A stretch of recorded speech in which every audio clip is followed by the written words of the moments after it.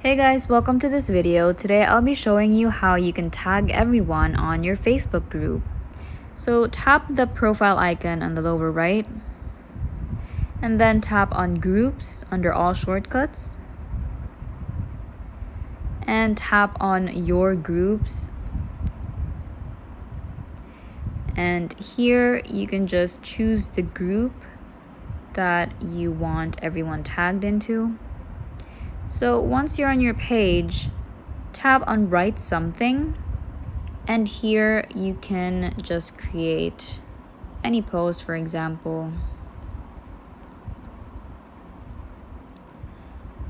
And for you to tag everyone, just type in this @ and here, as you can see, it says @everyone can mention everyone once a day.